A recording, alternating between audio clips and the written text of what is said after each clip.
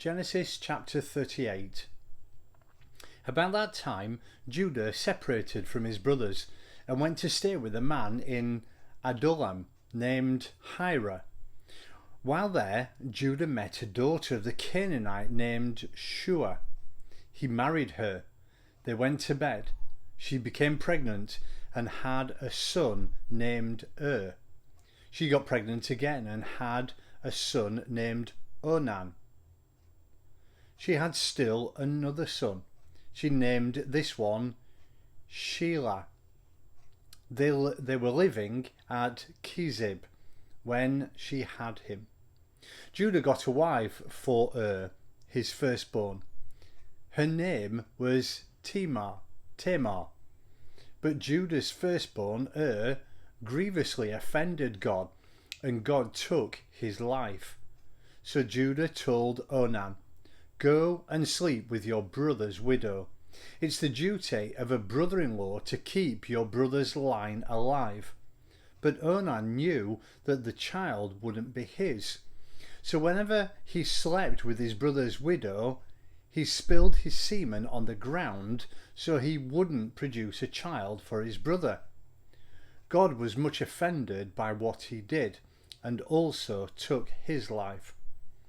So Judah stepped in and told his daughter-in-law Tamar, "Live as a widow at home and with your father until my son Shelah grows up." He was worried that Shelah would also end up dead, just like his brothers. So Tamar went to live with her father. Time passed. Judah's wife, Shua's daughter, died. When the time of mourning was over, Judah was with his friend Hirah of Adullam, went to Timnah for the sheep shearing. Tamar was told, "Your father-in-law has gone to Timnah to shear his sheep." She took off her widow's clothes, put on a veil to disguise herself, and sat at the entrance of Enaim, which is on the road to Timnah. She realized by now that even though Shelah was grown up, she wasn't going to be married to him. Judah saw her and assumed she was a prostitute since she had veiled her face. He left the road and went over to her. He said, "Let me sleep with you." He had no idea that she was his daughter-in-law. She said, "What will you pay me?" "I'll send you," he said, "a kid goat from the flock." She said, "Not unless you give me a pledge until you send it." "So what would you want in a way of a pledge?" She said, "Your personal seal of cord and the staff you carry." He handed them over to her and slept with her, and she got pregnant. She then left and went home. She removed her veil and put on her widow's clothes back on.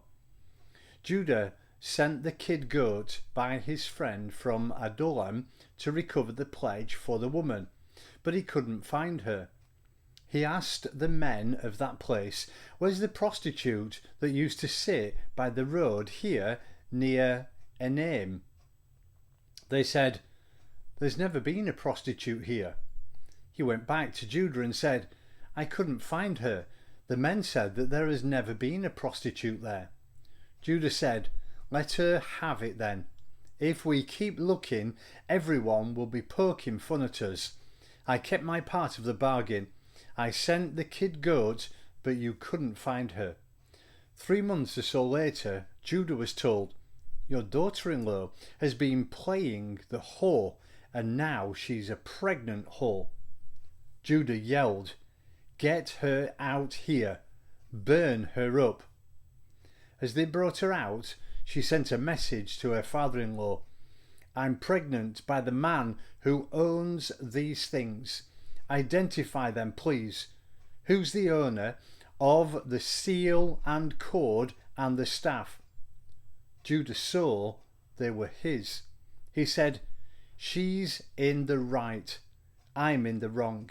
I wouldn't let her marry my son Shelah."